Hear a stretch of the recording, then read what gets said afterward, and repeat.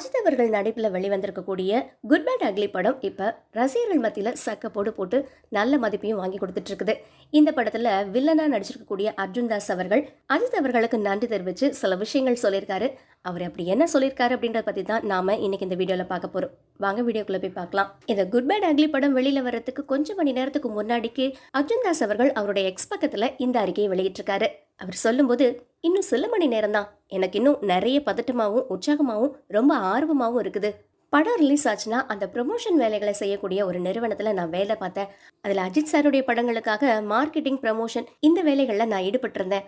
ஆனால் அவருடைய படத்திலே நான் நடிப்பேன் அப்படின்னு நான் நினச்சி கூட பார்க்கல. பல வருஷம் கழிச்சு அது இன்னைக்கு நடந்தே போச்சு அப்படின்னு சொல்லியிருக்காரு. என் மேலே நம்பிக்கை வச்சதுக்கு நன்றி அஜித் சார் அப்படின்னும், இது எனக்கு மிகப்பெரிய கௌரவம். இந்த ஷூட்டிங் ஸ்பாட்ல உங்களோட இருந்த ஒவ்வொரு நாளையும் நான் என்னுடைய நினைவுகளா பாதுகாத்து வச்சுப்பேன். அதுல நீங்க அடிச்சிருக்கக்கூடிய லூட்டி, எனக்காக நீங்க கொடுத்த அன்பு, நீங்க கொடுத்திருக்கக்கூடிய அறிவுரை, இது எல்லாத்தையும் சேர்த்து தான் இதே போல மீண்டும் இன்னொரு படத்துல உங்க கூட சேர்ந்து பணியாற்றுவேன் அப்படின்னு நான் நம்புறேன். நீங்க எனக்கு கொடுத்த அன்புக்கு மிகப்பெரிய நன்றி. அதே போல ஆதிக் ரவிச்சந்திரன் அண்ணன் அவங்களுக்கும் என்னுடைய அடிமனதிலிருந்து நன்றிகள் அப்படின்னு உருக்கமா தன்னுடைய எக்ஸ் பக்கத்துல பதிவிட்டிருக்காரு. இந்த குட் பேட் அக்லி படம் அஜித் அவர்களுடைய ரசிகர்களுக்காகவே எடுக்கப்பட்ட படம் மாதிரி இருக்குது அப்படின்னு இப்ப நிறைய பேர் கருத்து சொல்லிட்டு வந்துட்டு இருக்காங்க. இந்த படத்துல இருக்கக்கூடிய அர்ஜுன் தாஸ் அவர்களுடைய வில்லனிசம் வேற லெவல்ல இருக்குது அப்படின்னு நிறைய பேர் சொல்லிட்டு இருக்காங்க.